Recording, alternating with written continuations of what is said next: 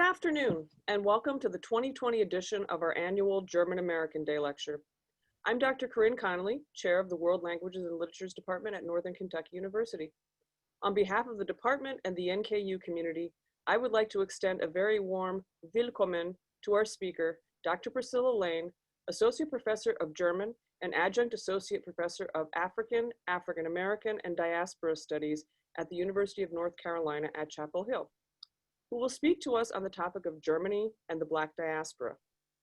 Before formally introducing Dr. Layne, I want to thank the various people, departments, and offices who have made this event possible. First, I want to thank German professor Dr. Andrea Feiler, who found out about Dr. Layne and her research through the American Association of Teachers of German and invited her to give our German American Day Lecture this year. Next, I would like to thank Tracy Insko from NKU's Office of Information Technology, who helped us set up the Zoom webinar and is here behind the scenes to ensure the event will run smoothly. Last, but certainly not least, I would like to thank our many co-sponsors from across the university and beyond. They include the Office of the Provost, the College of Arts and Sciences, the College of Education, the Honors College, the Master of Arts in Education program, the Black Studies program, the Office of African American Student Initiatives, the Office of Latino Programs and Services, numerous departments in the College of Arts and Sciences, English, History and Geography, Sociology, Anthropology, and Philosophy, and Political Science, Criminal Justice, and Organizational Leadership, as well as the Kentucky chapter of the American Association of Teachers of German and the Kentucky World Languages Association. We are so pleased to have the support of so many for this event. And now, before I give the floor to our speaker, I offer some additional details about her work. Dr. Layne's research and teaching draws on post-colonial studies, gender studies, and critical race theory to address topics like representations of Blackness in literature and film, rebellion, and the concept of the other in science fiction fantasy. She is the author of White Rebels in Black, German Appropriation of African American Culture, and her current book project is on Afro-German Afrofuturism. We are very honored to have Dr. Layne here with us today. Okay, thank you very much for the wonderful introduction. I'm just going to share my PowerPoint with everyone. 1 second. Okay. And I'll get started. All right. So I first wanted to introduce some terminology. So I tend to use the term Black German in my talk, but I did want to point out that there is the term Afro-Deutsch or Afro-German, which was introduced in the 1980s in collaboration between African-American feminist and poet Audre Lorde and the Black German women she met in 1984 when she went to Berlin to teach a poetry workshop at the Free University.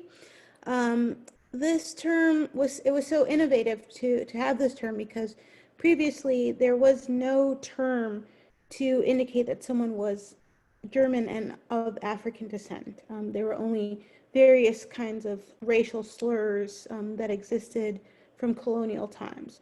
So this was a very important moment because Afro-German women created a self-designation that they could feel proud of. Then there's the term Black German or Schwarze Deutsche, which kind of came about around the same time in the 1980s. Now the reason that I tend to use Black German is because so the term Afro-German has sometimes been criticized because when people use it, they will often think of someone who has one white German parent and one parent from the African diaspora. That could be from the US, from the Caribbean, from Africa. Whereas Black German can designate a variety of people. It could mean someone who has two Black German parents, someone who has two Black parents and one of them is German. It can be someone who is Black, migrated to Germany and grew up there. So I like the term Black German because it's just very inclusive. Okay, so despite a presence in Germany that reaches back to the 19th century, Black Germans have never been a very visible minority. Part of that has to do with their small numbers.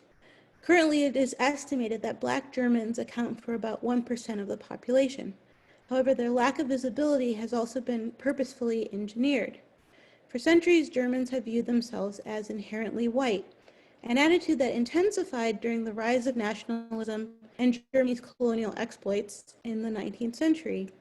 There is a tendency in Germany to discuss Black Germans as an anomaly, as if each Black German one encounters is the first ever. All that does is continue to erase a centuries-long history, and it hinders the normalization of Black Germans. According to Black German scholar Fatima El-Tayeb, a professor at UC San Diego, and here are a few of her publications on the right, there is a conscious erasure and suppression of Black German history with the aim of propagating the myth that a German identity is inherently tied to whiteness. For this reason, it's important to point out that Black people's presence in German-speaking lands isn't a new phenomenon. And here I give you a few examples of Black people who lived in Germany before Germany acquired its colonies in the 19th century. So on the left, we have Saint Mauritius, who lived during the 3rd century and was born near Luxor, Egypt, and became a soldier in the Roman army, eventually becoming the leader of the Theban Legion. He is the patron saint of several professions and cities, including Stadt Sulza and Coburg in Germany. Here he's depicted on Magdeburg Cathedral. Second, we have a portrait of Katharina the Moor, which is a charcoal drawing by Albrecht Dürer. In his diary, Dürer only refers to her as Brandau's Mohrin, or Brandau's female Moor. While there was no institution of slavery in Germany, there were enslaved Africans who were bought by noblemen from other European countries involved in the slave trade, and Katharina would be an example of that. Finally, on the right, we have Anton Wilhelm Amo. Born in 1703 in what is today Ghana, Amo was kidnapped at the age of 4 and brought to Germany as a slave by the Dutch West India Company. He then lived at the court of Anthony Ulrich, Duke of Brunswick-Wolfenbüttel. Under Wolfenbüttel's protection, Amo was educated at the University of Helmstedt and the University of Halle. He would eventually lecture at Halle as a professor and subsequently at the University of Jena, primarily focusing on the philosophy of aesthetics. Scholars believe that if it had not been lost, his first disputation, entitled On the Rights of Blacks in Europe, might have laid the foundation for Pan-Africanism. Amo returned to Ghana after being mocked in a sex scandal that was created to tarnish his name. It's important to keep in mind that during the Middle Ages and much of the early modern period, Europeans' understanding of Blackness was often quite different than how it would be understood with the onset of the transatlantic slave trade. Race is very much an invention of the 19th century. And as scholars like Peter Martin have written, during the Middle Ages, when Blackness was coded as something negative, it was usually in combination with religious prejudice. Thus, a North African Muslim was seen negatively, but an Ethiopian Christian was seen in a positive manner. And I find the prologue to this text, Wolfram von Eschenbach's medieval romance Parzival, a great example of how attitudes towards Blackness in Germany were not set in stone. For those of you who are unfamiliar with the text, it was written in the 13th century and based on a French source. Parzival is an aspiring knight who must go through a series of challenges to prove he is worthy of finding the Holy Grail. At the end of the book, he learns that he has a half-brother named Philophete, and we see them depicted here. This is Parzival, this is Philophete. Philophete is the son of Parzival's father, a French knight named Gahmuret, and Belacana, a North African queen, whom Gahmuret met during his travels as a young man. So in the book, both Belacana and Philophete are presented in a very positive, noble manner. Nothing negative is attributed to their dark skin. In fact, Philophete is actually a better knight than Parzival. Here are some additional artwork from the early modern period demonstrating the presence of Black knights and nuns in Europe. German historian Peter Martin argues that the initiation of the transatlantic slave trade is what dramatically changed how Germans viewed blackness and resulted in more uniform views. There is a common misconception that Germans were not involved in the slave trade. However, there is evidence of the involvement of German businesses, and several instances are covered in this book, Slavery Hinterland.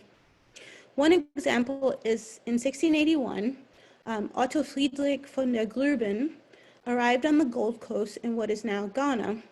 He built a fort named Gross Friedrichsburg, which was completed in 1683. This fort was used during the slave trade to transport enslaved Africans across the Atlantic.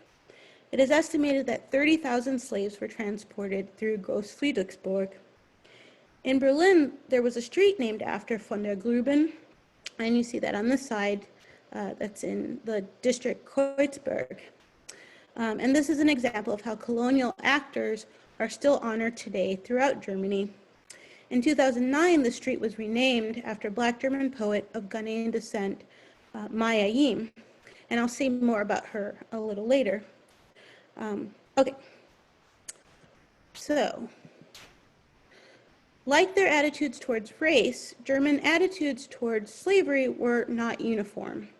Because Germany never had an institution of slavery, or chattel slavery as it was practiced in the US, there were Germans who were opposed to this practice and considered themselves abolitionists. And famously, there were a group of German immigrants in Texas who were against slavery at the time. Famous German philosopher Johann Gottfried Herder condemned both slavery and colonialism in his book, Letters for the Advancement of Humanity, and that's Herder here at the bottom, published in 1793. But Herder had contemporaries like Immanuel Kant here on the right and Georg Wilhelm Friedrich Hegel on the left, who had argued that slavery was justified because they viewed Africans as being less advanced than other people and only worthy of forced manual labor. And this is a reason that more recently a lot of people have critiqued this era of the Enlightenment because on the one hand, you had a lot of discussions in Germany and throughout Europe about what it meant to be human and the right to be free, but then you had the same philosophers supporting slavery. So some Germans were opposed to slavery, while others were simply opposed to the violent treatment of enslaved Africans. This is why books like Harriet Beecher Stowe's Uncle Tom's Cabin found a large audience in Germany when they were translated. And you see the legacy of that novel here. So there's a train station in southwest Berlin called Uncle Tom's Cabin, or Uncle Tom's Hütte. And then when Barack Obama first won the office of the presidency, a left-wing newspaper used a spin on this title as a kind of satire. As Susanna Zontop argues in this book, Colonial Fantasies, even those Germans who weren't opposed to slavery, who were opposed to slavery and colonialism, often felt that in contrast to Americans, French, or English, Germans would make the better, more humane colonizers. Thus, it was also common to find abolitionist plays written in the 19th century, featuring Black characters. African-American Germanist Wendy Sutherland wrote an entire book about these plays. And here's one example by August von Kotzebue called Die Negerslaven. So moving on to the colonial period, many people are unaware that Germany had colonies in Africa, likely because compared to France, Belgium, or England, Germany's colonial empire lasted a much shorter time, roughly from 1884 to 1918. This political comic on the right depicts the Berlin Conference, sometimes referred to as the Congo Conference, when German Chancellor Otto von Bismarck hosted over a dozen nations to discuss the territorial lines of Africa. Although Germany was late to the game, this shows that once Germans did become interested in acquiring colonies, they played a leading role in the decision-making. Germany lost its colonies at the end of World War I, as part of the Versailles Treaty. And here you see that most of Germany's colonies in Africa there was German Southwest Africa, which was around Namibia, German East Africa, Southwest Africa down here, German East Africa. Those were the main territories, but then also a few other countries like Togo.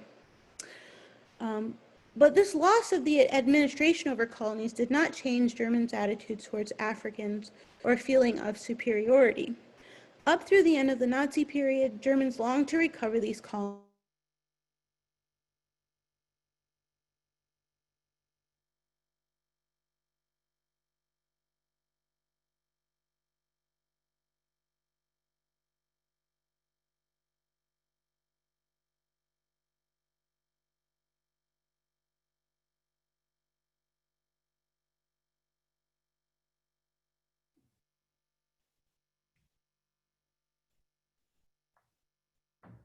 Okay, seems like we're having some technical issues. It looks like perhaps the Wi-Fi of the presenter dropped, so we're gonna wait a moment, give her a moment to come back to us. Please stand by. Thank you. Apologize.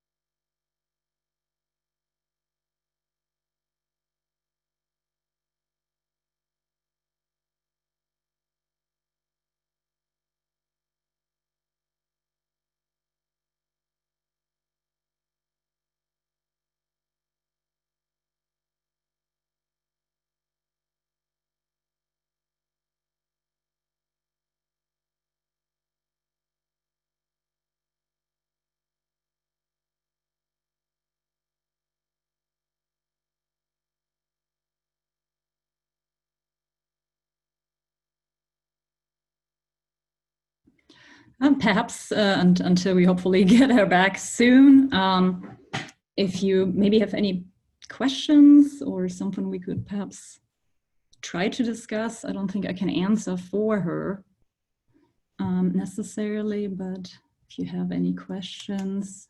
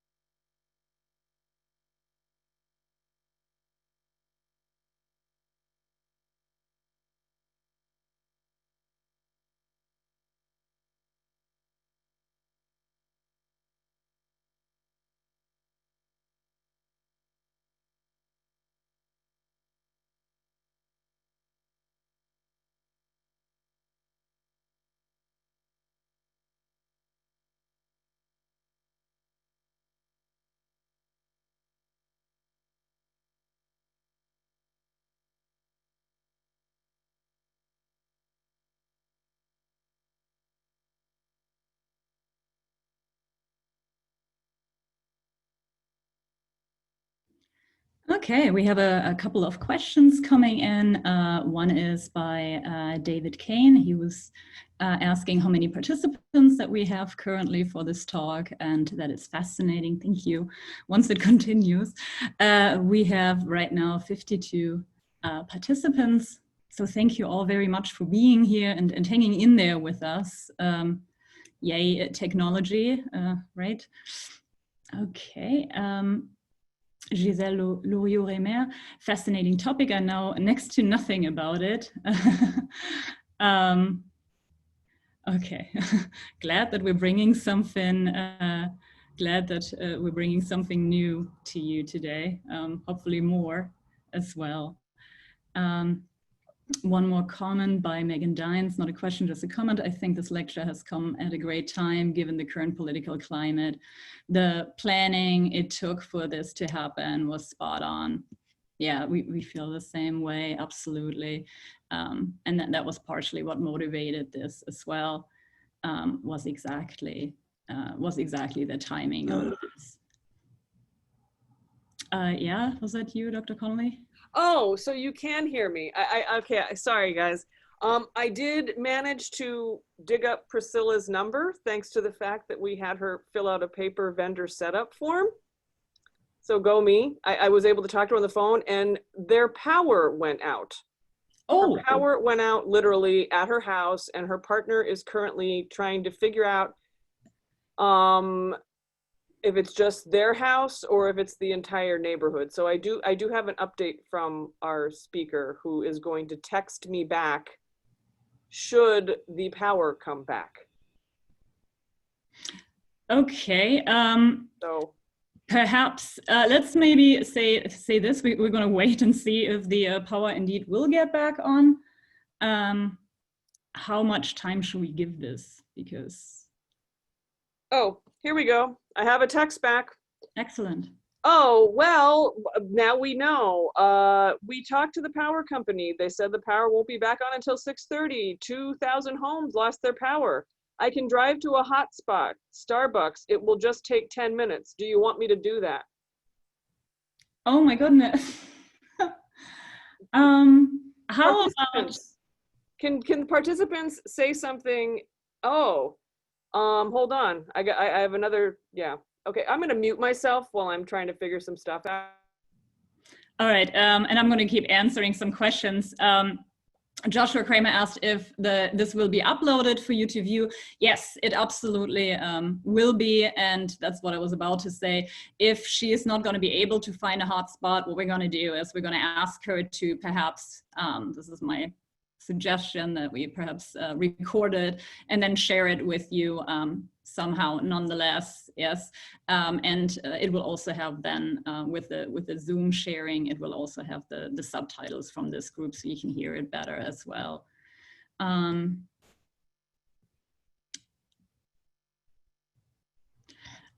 Nicholas B. wrote, there are different reactions to the terms Black and African American in the US. Black can sometimes be seen as insensitive, while African American can be offensive to Black people whose origins aren't from Africa. Do these terms receive similar reactions in Germany? Excellent question, really. If you could, we're going to hang on to this one until Priscilla comes back, I would recommend. I don't know how to do this. Somebody raised a hand.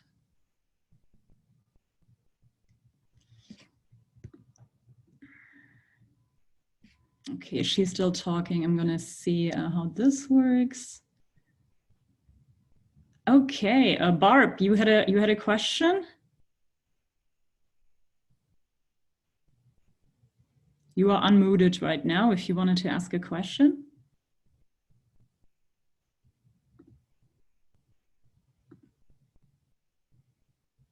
Okay, well, maybe it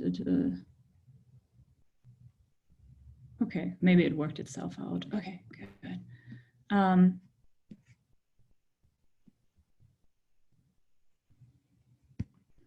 Let's see, I'm going to keep going through these. Oh, if you're from outside NKU, I believe I have to check with Tracy. Tracy, we have the Zoom contacts of participants, is that correct?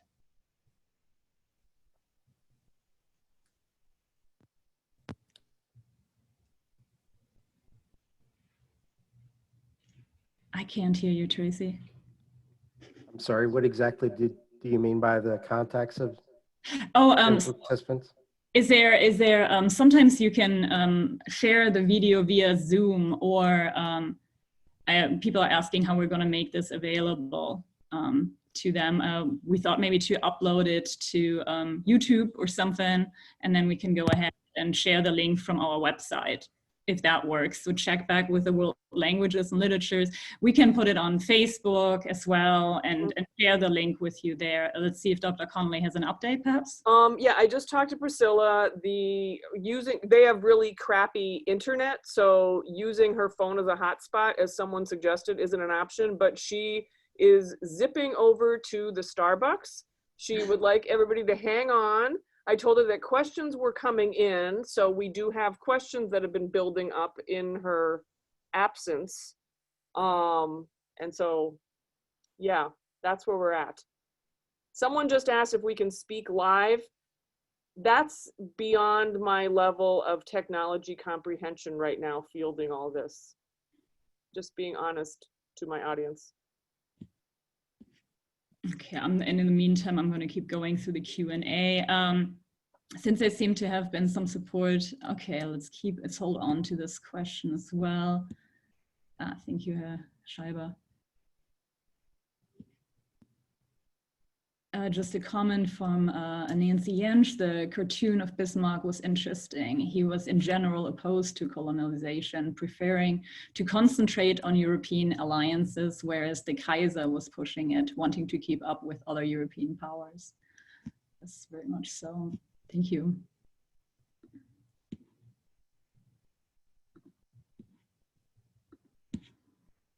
Okay, so this is certainly a new one. For us, this has not happened yet, but it's always a first time. But I will make sure that I will share the recording far and wide with you for sure, once we have it uploaded, and then Zoom generates these subtitles, and I think perhaps maybe we can upload it to YouTube or something and then share this link. So this should all work out. Yeah, so keep an eye maybe on our Facebook and our social media, or you can always email me too if you can find it. It's my email address is Feiler, F as in Frank, IELER A1 at nku.edu. I'm going to repeat that. It's Feiler, F-I-E-L-E-R A1 at nku.edu. So, or you can just search for the German faculty. So feel free to reach out. Did she give a time frame, Dr. Connolly, by chance? She said it will take about 10 minutes. And we spoke 4 minutes ago. I'm hoping that by 20 of, if not sooner, she'll be back on. If it is possible for her to be back on, that it'll be by 20 of.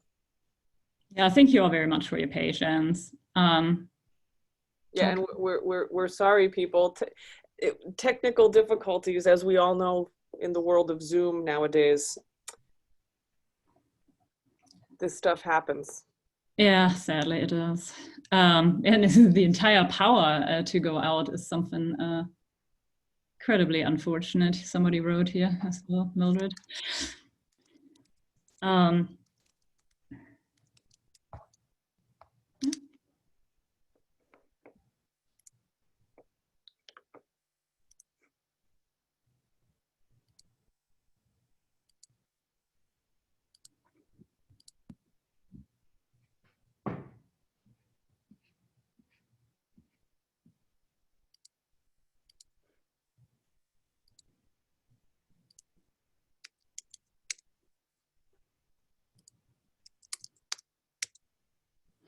Oh, and Laura McGee from WKU is sharing on October 16th, Women in German will offer a free event about Black women filmmakers in Germany.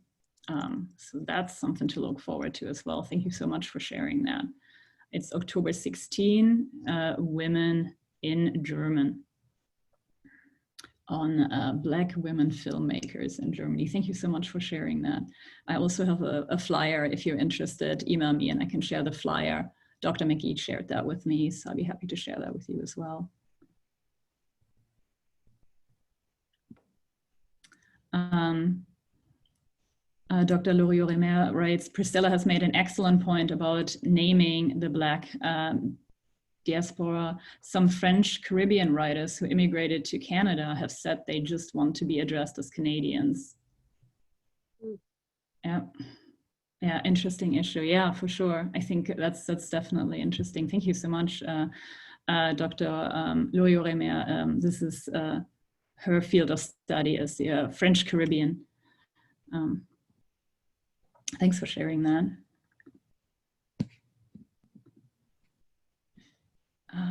Here's some more information. I don't know how to access this right now, Laura. Yep, I'm going to try to open the link to see if I can't read you a little bit more about the German filmmaker event.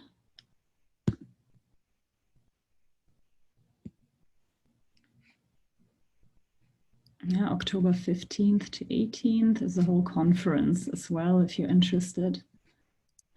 Yeah, please feel free. If you're interested in this, Women in German, please feel free to contact me. I'll be happy to share.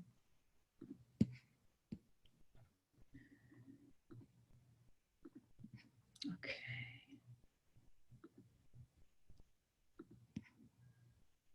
We give her another 5 minutes or so. Yeah, well, it's 3:34. So as of now, we spoke about 10 minutes ago. Well, okay, she called me 10 minutes ago. Right. Yeah, and then, you know, I was just thinking it might not necessarily work. Whatever hotspot she finds may not necessarily work for streaming, Zoom, and PowerPoint. So. Well, remember that she does, like, now she has my phone number. So if that's not working, she can at the very least call me to tell me that.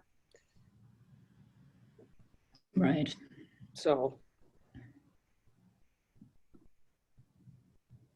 I'm going to keep some of the questions that we haven't answered yet that are more for Priscilla. So I'm just sorting those out for you. Mm-hmm.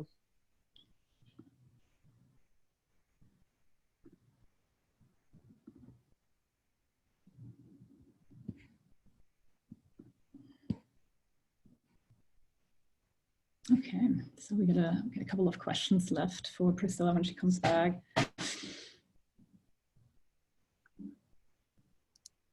Wow. I thought it was going to be me, so Yeah. it's going to be, I don't know, I have trees out here. With 3 big oak trees, which is incredibly German of us. And they are over 100+ years old as well, and they tend to drop. Okay, so Starbucks has power and she's 6 minutes away. She called them before she got into her car. I guess she did the smart thing and called them to make sure that they have power. Oh yeah, see, I wouldn't. Yeah, there's that. There for nothing already, yeah. Although, as someone just mentioned in the Q&A, in order to use their Wi-Fi, she might have to get something she might have to purchase something. She might, I don't know if she, with all the adrenaline right now, I don't even think she needs a coffee right now. No. Maybe perhaps a chamomile tea might be a better choice.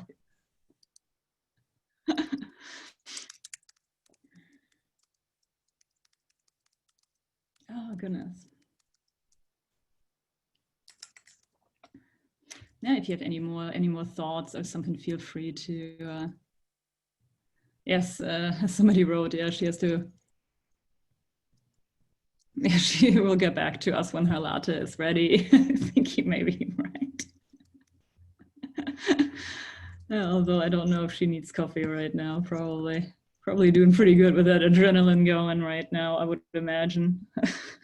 I know I would be just, but I think we got to give her some kudos for her flexibility here to run to the nearest Starbucks to make it happen for us. That's pretty nice.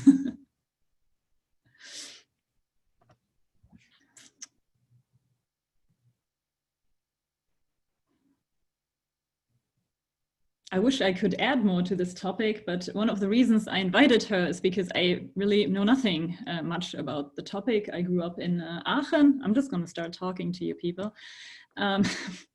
I grew up in Aachen, and so we had a very low population there as well. I think, what did she say? It was earlier 1%? Mm-hmm. Yeah. Was the number she said. Let me look at my notes. Yeah, she said it's 1%, and so I just remember as a child in the 80s growing up, and I just remember the very colorful clothing of the women. I don't know which countries in Africa they were from. I think some of them are now Nigerian and study at the university, the RWTH Aachen, the university in Aachen. It's a very popular spot for machine engineering and medicine. And I just remember the clothing being very colorful always, just when I was small, and in Germans in the 90s. I feel like we were a bit dull. Lots of black and beige, I think.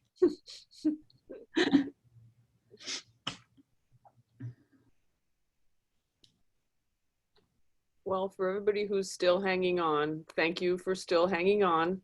That's the best we can do. Yeah.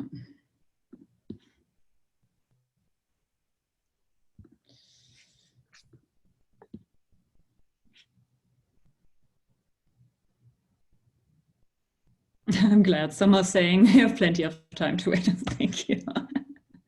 And it's well worth it. I've been so excited about this presentation, and from all the scenarios that, you always paint of like all the things that could go wrong. This one should have been in it. It wasn't though. Like I said, I thought it was going to be me with my trees here, but. Again, we had a couple of people at the beginning who didn't have the best audio connection, and a couple other, messages we were getting, and who would have thought it would land on our speaker herself cutting out. I was hoping not. Yeah, Dr. McGee from WKU just said exactly the same thing. She said, the fact that we have so little to say shows how much we all need to know more. Absolutely. Yes. Yes. is why I'm patiently awaiting Priscilla's reappearance. We got Dr. Eric Jackson was, yes, they were very much so looking forward to it. Same here, absolutely. Cheyenne wrote, the only thing I learned on the topic in high school was a derogatory term for Afro-Germans during the Holocaust. Some of the actions taken against Afro-Germans during that period, and that they were able to fight in the war on the side of Germany, but I think they had to be mixed race. Not sure, high school was a long time ago. Well, if you think it was a long time, I know who you are, and if you think it was a long time ago for you, I can tell you, it's been longer for me. Yeah, and Dr. McGee from WKU, yeah, absolutely. I'm racking my brains, she writes, to think of where our textbooks even treat this topic. Kaleidoscope second year textbook has a text, but I am not coming up with a lot more. So one of the books that Priscilla actually helped develop was from Klett. It's a German publisher, and I don't think with all my books, I don't have this particular one on me right now, but it's Impulse, and Priscilla wrote wrote parts of Impulse that address diversity. Mm-hmm. So if you're, Laura, if you are looking for a book, the Impulse that from Klett that Priscilla helped develop would probably be the way to go. It's a great book. It really is a great textbook. Cheyenne Road. Yeah, we got this one already. Okay. I'm still working this Q&A out, everybody. I think we're doing all right. Lucian Roth wrote, excellent textbook. I'm guessing you mean the Klett Impulse. Is it Impulse or Impulse? I don't have. I think it's Impulse, and this is coming with the non-German, yeah, because I think it ends in S. Yeah. Right. Yeah. And yeah, he just writes, hey, we get the University of Louisville representing as well, and their German program is using it this semester. How do you like the LMS that they have? How's that working for you?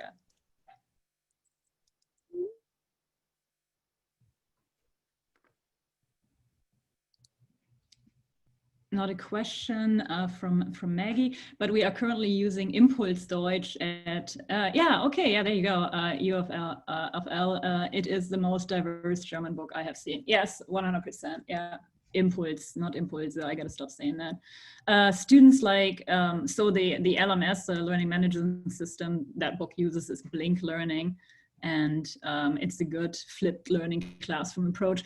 That and the costs for this book are fairly low as well, if I remember correctly. It's not crazy expensive. It's really a great book. It's very transdisciplinary. It's very inclusive. I would argue it's really, really good. It's one of the better ones out there right now, hands down. But it's the Impulse, what level they have the first year. Now, I'm not sure. I think maybe you guys need to help me. Do they have a second year or just a first year? I think they just have a first year, I think. Can somebody confirm that? Ah, okay, sweet. Yeah, they are working on the second year currently. Oh, it's about to come out. Okay, sweet. Thank you. Yeah, so they do have both of them, or will have both of them.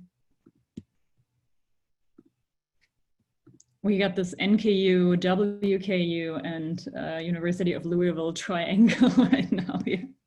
Speaking of the German triangle, right? The German triangle. Oh, here she is back calling me. I'm going on mute. Oh, excellent. Hopefully with excellent news. So I think if this doesn't work out, we're just going to ask her perhaps to record it, and then I'll share it via social media as we have done before.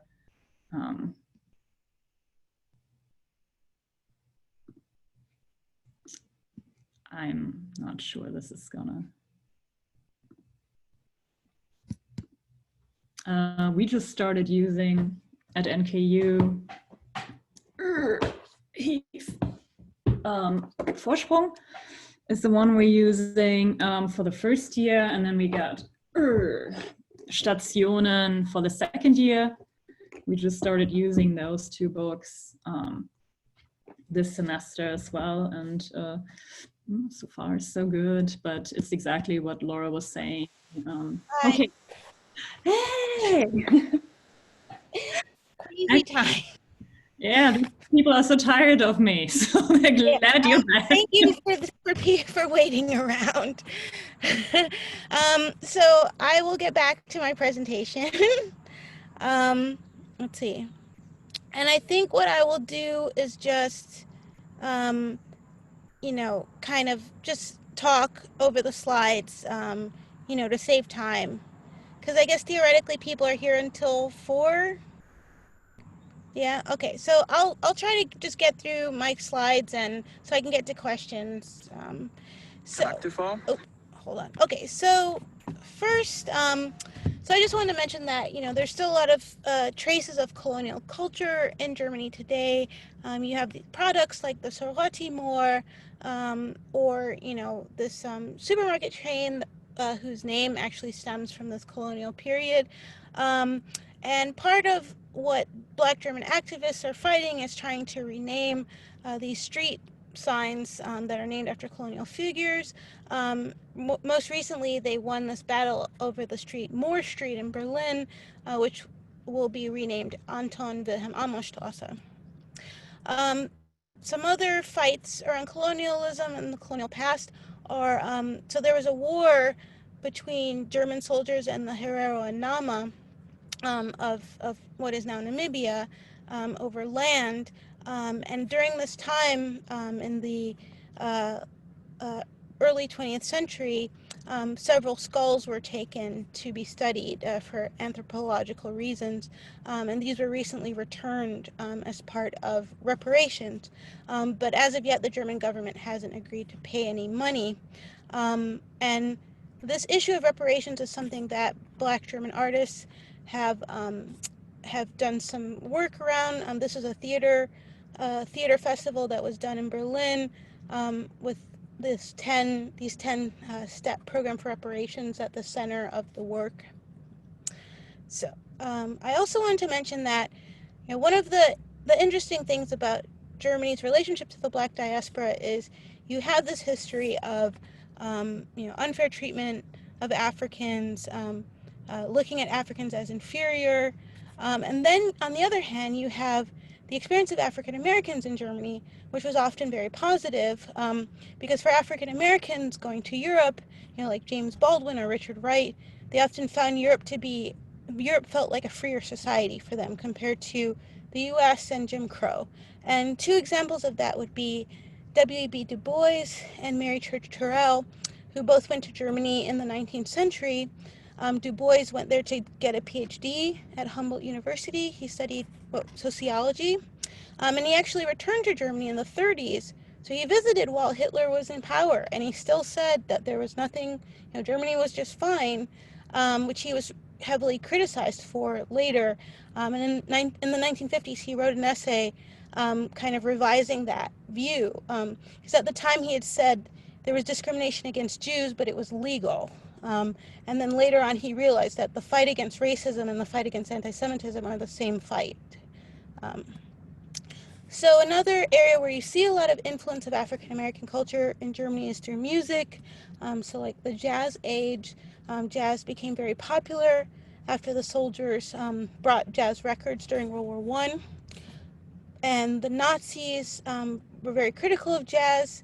As you can see from this poster on the left, they felt that they thought it was this conspiracy between Jews and African Americans to change German culture with this music. So they called it degenerate music.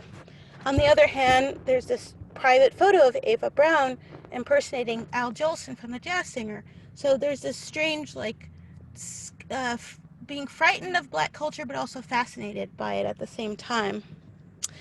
And another phenomenon during the Nazi period was the Afrika-Schau, or the Africa Show, where basically the Nazis had Black Germans, you know, dress up and pretend to be from different African countries, from the former colonies. And then here on the right is another colonial film. So basically, my point here is that the Nazis were interested in Black culture, but they wanted to promote their image of it, and that was always that of it, inferior colonial subjects. So the first Black German community, where you had like a concentration of Black Germans, was around World War I. So prior to World War I, these were individuals from the colonies who were from wealthier families, and their families could afford to send them to Germany to study or to work. And there were also Black soldiers who fought for Germany during World War I. These are the famous Askari soldiers of East Africa. This man on the left, Mohammed Hussein, was one of these soldiers, and following the war, he moved to Germany and became an actor, which was also very common for Black people to find work in entertainment because it was seen as one of the only industries where they were accepted. What was very difficult for Black Germans was after World War I, they lost their status. They were no longer colonial subjects, but they also weren't citizens. So they were basically stateless. And it really depends on the individual situation whether someone was allowed to stay in Germany and marry and work or not. Another thing that really affected Black Germans was the Black Shame on the Rhine. This was when, following World War I, the French used colonial soldiers as part of their occupation of the Rhine territory. So soldiers from Senegal, from Mozambique, and Germans were very offended at this idea that Black soldiers were policing them, and they depicted these soldiers as rapists and felt that white German women were in danger. And there were a few cases of rape, which is sadly often the case with war and occupation, but there were many consensual relationships. And from those relationships, about 400 Black German children were born in this area. And these children really suffered when the Nazis came to power in the 30s. They were usually just denied work or school because they didn't count as Aryan. In the worst case scenario, they were illegally sterilized. And that is what happened to this Black German Hans Hauch, who was sterilized but also forced to join the Wehrmacht. So it's a good example of how different the Black Germans were treated depending on their local situation, as opposed to German Jews who were systematically persecuted, and there's an attempt to murder them. There were Black Germans who were sent to a concentration camp, but there were also Black Germans who were sent to labor camps, or they were forced to work in colonial films or forced to be in the Wehrmacht. So it really depends on the individual situation. These are a few Black survivors of the Holocaust. These three all have memoirs. Fazia Janssen ended up becoming a peace activist, environmental activist, and a singer. Marie Nayar ended up singing later on. And Hans-Jürgen Massaquoi immigrated to the U.S. and worked in journalism in Chicago. So after World War II was when the second large group of Black Germans were born, around 4,000 children, because there were a lot of Black American soldiers, as you see in this picture, who took part in the American occupation that was largely in the South. And so the treatment of these children was also very varied. Many of them were taken from their homes, put into children's homes, because if they were born out of wedlock, they were technically wards of the state.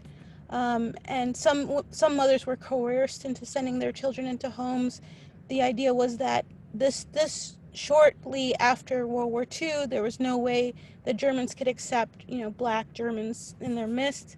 But there were also Black Germans who were adopted by African Americans because people thought it would be better for them to move to the States. And Rosemary Pena is one of these women who was adopted, and she started this organization that's based in the U.S. And kind of gets adoptees together. So Ika Hugo Marshall is a Black German who was born during this period, and she was sent to a home in Bavaria, and she wrote this book, Invisible Woman, about her experience there. She's also been very fundamental in the second Black German movement that started in the 1980s. And I mentioned this in the beginning when I explained the term Afro-Deutsch. So here we have Audre Lorde with Catalina Oguntoya and Maya Yim, two prominent Black Germans who were very outspoken activists at this time in the 80s. They wrote this, there was this book, Showing Our Colors, that published stories of 3 generations of Black German women, kind of staking a claim to their German identity. So originally I was going to read some of Maya Yim's poems, but unfortunately because of time, I won't get to do that, but I'm happy to talk about them if there are questions about them. So she has these 2 poems, Afro-German 1 and Afro-German 2, which are basically imagining a white German woman kind of interrogating her about her identity. And then she has this poem, Autumn in Germany, which is all about German reunification. And I thought that was interesting since we just had German Unity Day. You know, she was an outspoken critic of the rise in racist violence after reunification when a lot of xenophobic attacks occurred. And in this poem, she draws a comparison between that time in 1990 and 1938, Kristallnacht. So she asks, you know, what has really changed in this period. So I will close with a few thoughts about the Black German community today. So what came out of the 80s were several organizations promoting Black German history and activism. So ADEFRA is Afro-Deutsche Frauen. There were some publications like Afro-Look that existed in the 80s and 90s.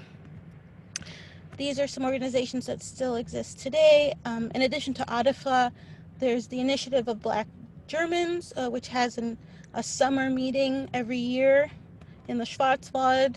They call it the Bundestreffen. Then there's Each One Teach One, a community center in Berlin that does, you know, literary and political events and has an archive of Black German texts. And then you also see Black Germans' influence in the music industry. Again, this influence of African American culture continues with different hip hop artists. Let's see, that's one more example.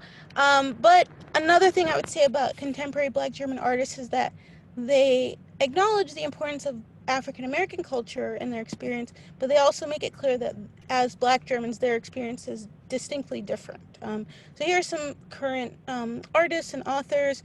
Philip Cabo Kupse, who's a poet, and Olivia Wenzel is a novelist and a playwright.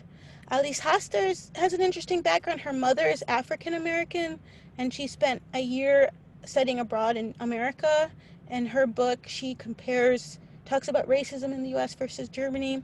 And Sherry Hagen is a director. So yeah, just to close, you see how, you know, compared to the very beginning when Black Germans were often very isolated, nowadays they are more visible in society, you know, winning literary prizes, you know, representing Germany in parliament, news journalists, you know, athletes. But, you know, there is still this misconception for a lot of Black Germans that people will say to them, oh, where are you from? Where are you really from? Or how do you speak German so well? So they're still trying to fight this idea that being Black in German is somehow an anomaly. So that's all. Sorry, I had to speak so fast to speed through the rest of that. We're great. We had already collected a couple of questions for you. So one was, is the Black population growing in Germany? Yeah, it's a good question. I mean, in the beginning I said they're about 1% of the population. I imagine that it's growing in the sense that you always have more people moving to Germany. You have, you know, there are refugees from Africa going to Germany because Germany economically is very stable. There are a lot of, you know, programs and resources. And, you know, those refugees and immigrants settle and have families. And then Black Germans who have been there for generations are, you know, having children. I mean, some do move away. I've heard of Black Germans who move to the U.S. because they feel they can kind of blend in a little easier. Some move to, other places in Europe, England. Some spend some time in Africa. So I'd say it's growing, but I don't know if it'll ever be as large as, say, the larger minority populations like Turkish Germans or German Poles or something. A follow-up question, I guess that would work. So why did you decide to focus on this topic for your own research? Yeah, it's funny. Coming into German studies, so I started learning German when I was in grade school, just out of pure interest.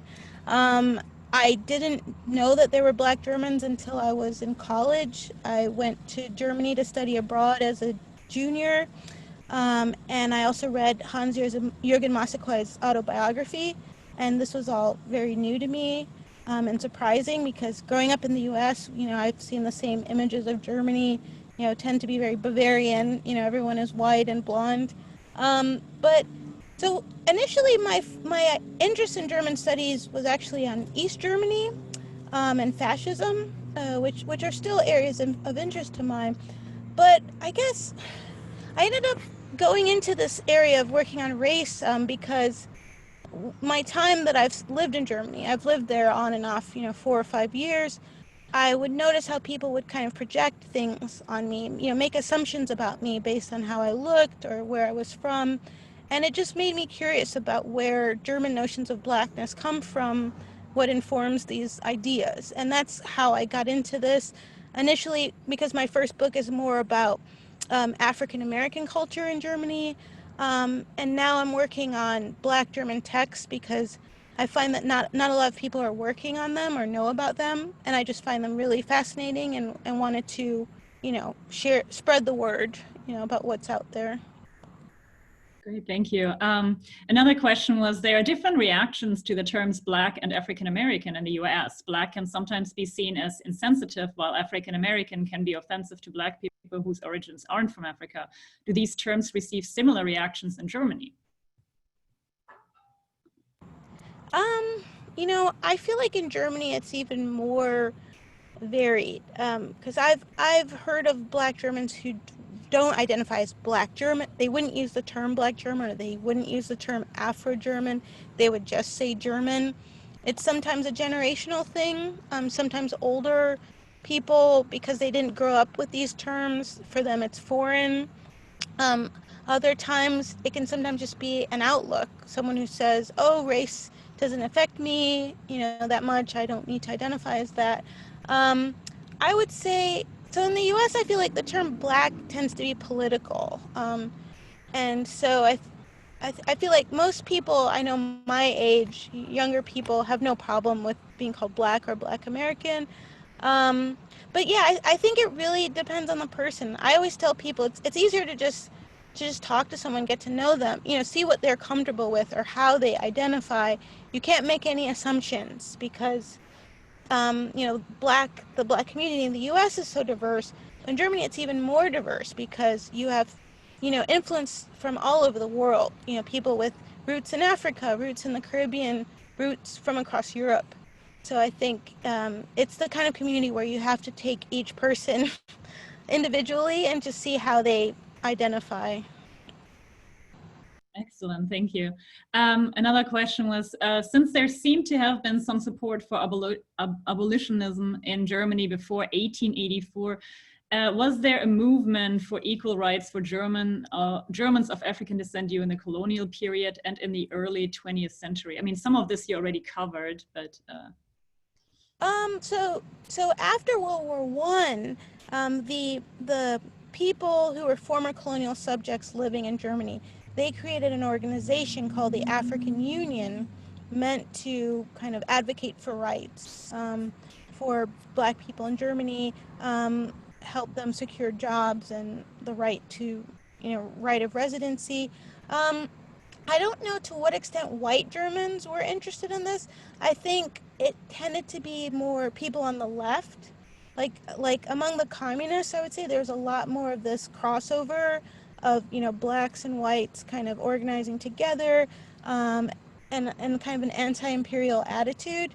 There's a newspaper called The Negro Worker that I think was published from out of Hamburg at the time. But besides that, let's see. So another thing I would say, I didn't get to mention this, is that while the colonies existed, you often had white German men, moving to the colonies, who would meet women, African women, fall in love, marry, have children. And this, I think it wasn't until it was maybe 1902 or 1905 that the government passed a law saying that those women and those children were not really German. So I would say among individuals, it's tricky because in a colonial situation, how do you say whether those women and children were equal, right, to the German man? It's hard to say, but I would say that there may have been people who had less prejudice, until the government intervened and said, no, we can't have black people who are Germans. So I think I would point out that no matter what period, I feel like there are always dissenting voices. There are always people who don't believe the status quo or whatever, propaganda there is about race, but it kind of depends on the agenda of the government or, the majority, what they want to push through. Thank you. Can you tell us a little more about Anton W. Amo, especially the naming of a street in Berlin after his name and the protests that it generated? So I don't know a lot about Amo. His life is kind of mysterious, because not a lot is known about him. There are people who research specifically on him and probably travel to Ghana, to the archives. Part of what's difficult is his work is all written in Latin. So, it's hard to read what he published about aesthetics. I don't read Latin. I did find an English translation of something, but it's so philosophical. I'm not versed in this kind of older philosophy, so it was hard for me to understand. I think what's fascinating about him is that as someone working on aesthetics, around the time of Kant, I feel like it is, kind of surprising that more people don't engage with him and try to see, okay, well, how did his ideas differ? Especially considering that he was a black man in a white majority place. But so with the protests, it's been going on for years that people have wanted to rename this Moore Street. And I think they chose Amo just because he is considered like the oldest example of a black German and someone who engaged in, public life and academic life, and they felt like he needs to be acknowledged. Like not enough Germans know who he is. And interestingly, I feel like this name change of the street came about in part because of the protests after George Floyd's murder. So this June, after what happened in Minnesota, there were all these protests in Germany. And I feel like that really, it got the conversation started again about, okay, to what extent does Germany have this problem with racism? And I feel like it put more pressure on. What I also find interesting is that what happened first was that the Berlin Transit Authority said, we are changing the station name. And then after they said, we will change the station name, the city said, we'll change the street name. So that, to me, that's really fascinating. Because I sometimes follow the Berlin Transit Authority makes all kinds of jokes on Facebook, and sometimes it feels like they seem to be, if not a left-leaning, at least a progressive organization that's trying to show that they represent all of Berlin and Berlin's multiculturalism. So it's interesting how their like forward-thinking progressive act got the city to act. So just another example, I guess, of how activism works nowadays, with social media and, pressure, protests and all of that. Thank you. Yeah, I can only recommend adding the Berlin transit system. I have them on Instagram. They are very funny. Somebody would like to know what your favorite song from the Black German music is. Oh, interesting. So interestingly, that is hard for me because I am actually more of a punk fan.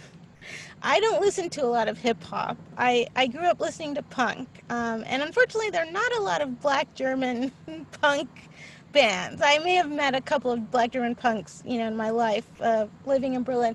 But let's see, in terms of the hip hop that I like, gosh, that's a tricky one. I mean, for me, Advanced Chemistry, the band that I showed, their song "Fremd im eigenen Land," "Foreign in My Own Country," is a really great song because they talk about what it's like to be Black German and always be questioned about where they're from and questioned on their belonging.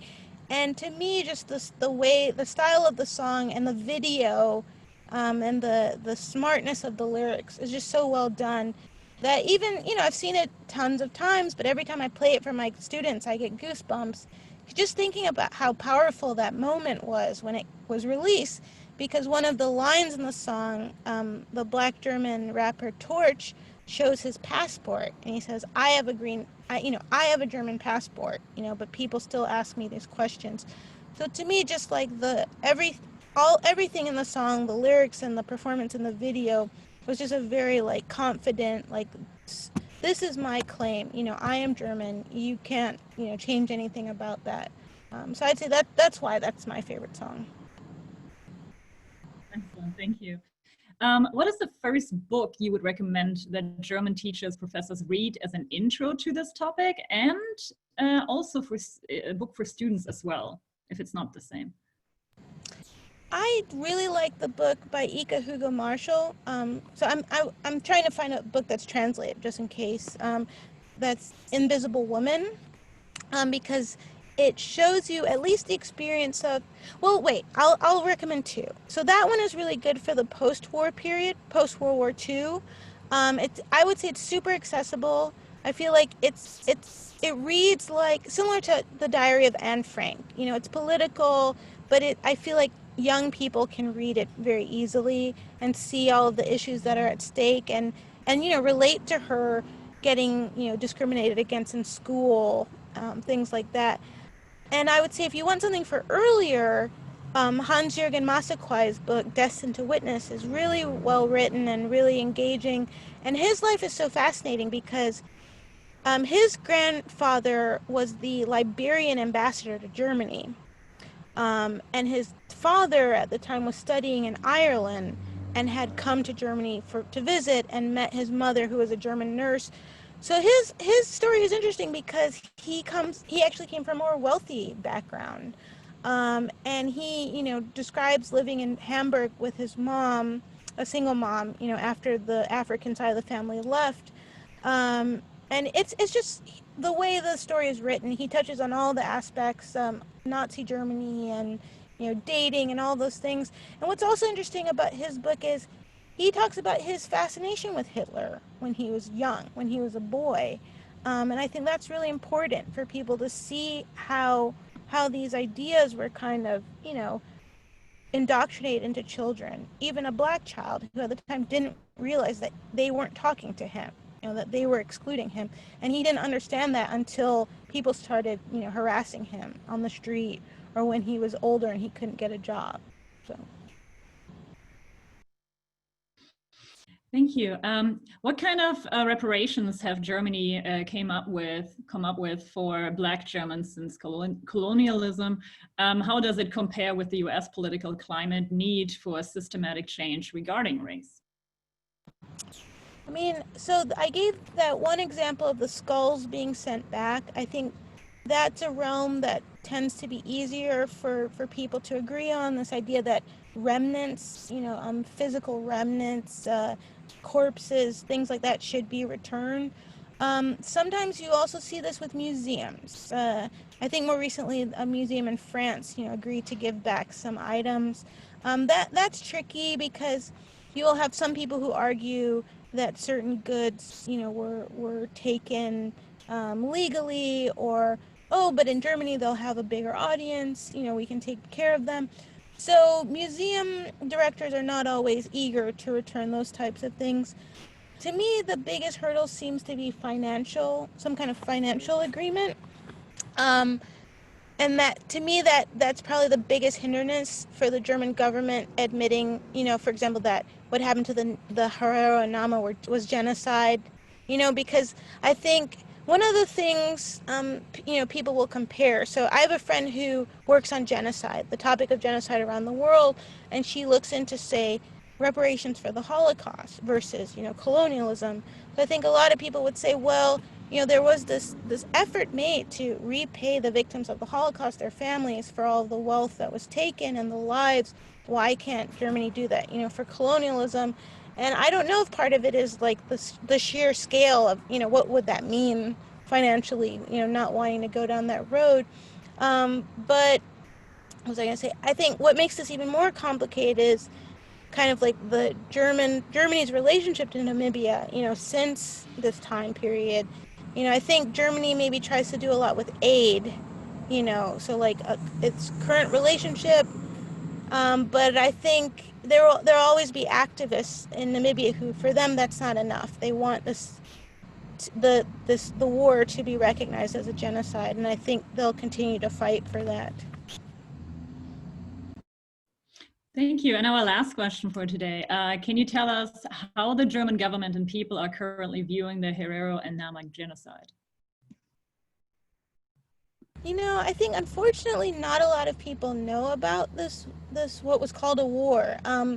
So interestingly, so scholars since the 40s, like Hannah Arendt, a German Jewish philosopher, said that what happened to the Herero Nama laid the ground for the Holocaust, because this was actually the first time Germans used concentration camps, was during this war. What they did was, the women and children were sent out into the desert, camped in camps, and basically starved to death, out in the desert. So this kind of a tactic of, annihilating, I think about 70% of the population died at the time.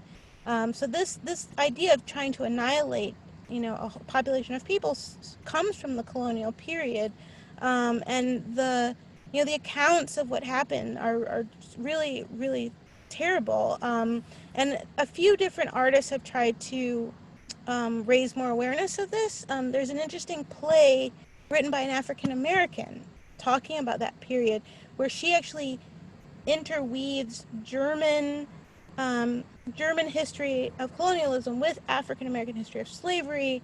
It's very complicated, but the play is called. It's got a really long title. It's called "We Are Proud to Present a Presentation of German Southwest Africa." It keeps going, the title, and the author is named Jackie Sibley's. I really recommend that play. It's not very long, and it's very engaging. But yeah, I think unfortunately, I think most Germans that I have met have never heard of this, and I think one of the main critiques I hear from Black Germans is that this isn't taught in schools. The colonial period and and the brutality of it. So I think one of the things, people would like is that more people are aware of this, and there have been steps taken towards this. Like the Deutsches Historisches Museum in Berlin did a really great exhibit on German colonialism. There have been more such exhibits. So it looks like, I think, that education is starting in this space of the museum, more progressive museums, and hopefully it will have an impact on education. Although I've heard from people that it can be very hard to influence the curriculum, depending on the different states. So. There was one more question, last one. If you could please repeat the title of the play again, slowly, just as far as we can. Can I share it in the chat? I think I can just look it up on Amazon and share it in the chat. So this is a play. I've taught it many times to my students. It's a meta play. So it's a play about Black and white American actors who find a bunch of letters from German soldiers from the colonies and decide they want to perform a play about it. And so most of the text is them debating, how are we going to do this play? And by talking about this, they get into the politics of race during the colonies, but that leads them into the politics of race in the U.S. And there's some interesting parallels that are drawn between Germany and the U.S. So I think it's a really great play. Oh, but one thing that's been critiqued of the play is that the play kind of implies that we don't have firsthand accounts from Nama and Herrero about what this experience was like, and that's not the case. So that's a blind spot in the play.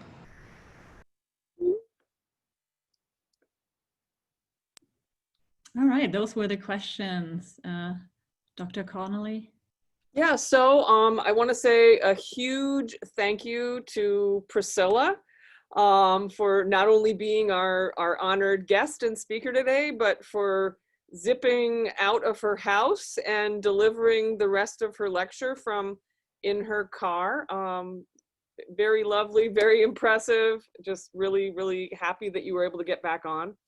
And I think that everyone who is still here and those who have left, I think everyone has learned a lot about this topic. And I think it was really cool. Somebody asked you the question, how did you get into this topic? And so I really liked hearing you talk about how it wasn't something you initially were interested in. It kind of came to you through your experiences traveling back and forth to Germany and whatnot. So that's very cool. We're getting big thank yous and applauses in the Q&A box there. I want to thank the members of our audience who stuck with us through the technical glitch and waited around. And I want to thank Andrea, Dr. Filer, for filling in the space between when we lost Priscilla and when we got her back. Huge thank you to Tracy for being there behind the scenes. There was not a darn thing he could do about Priscilla losing her power. So in that sense, we were powerless on our end, but Tracy, you were great. It was great to have your technical support. And I had posed a question to him when we were getting around to close to 4 o'clock. Is this thing just going to end at 4? Or can we extend it to have, you know, some Q&A? And he didn't get back to me for a while because he said he was so engrossed in the talk and the topic that, you know, he wasn't paying attention to things that were coming to him in the chat box on our end. So once again, thank you, everyone. This has been an awesome German American Day lecture, very timely topic with everything that's going on here in our country nowadays. And it was really wonderful to learn about all of the history and things that we didn't know about. And I hope that those of you who are on here who are teachers and professors of German, I hope you learned some things that you didn't know about before that you can then take to your classrooms and share with your students, because you've got, you know, philosophers, playwrights, poets, musicians, hip hop artists. So there's lots of a wealth of information that Dr. Layne, Priscilla has shared with us here today. So I won't keep everyone on here for any longer, but I did want to come back in as the chair of the department and co-host of this event to say some final words. And I don't know if Dr. Layne, you have any closing remarks? Yes, I have to say this is the first time during this crazy COVID period that I lost power during a presentation, but I thank you all for being so gracious and accommodating, and for the audience for being patient. I'm glad I was able to finish just because, you know, I worked hard on this and I wanted, you know, to engage with all of you, so I'm happy it worked out. And yeah, wish everyone a nice afternoon. Yeah, everybody take care all, and thank you for being here. Bye. Bye. Auf Wiedersehen. Tschüss.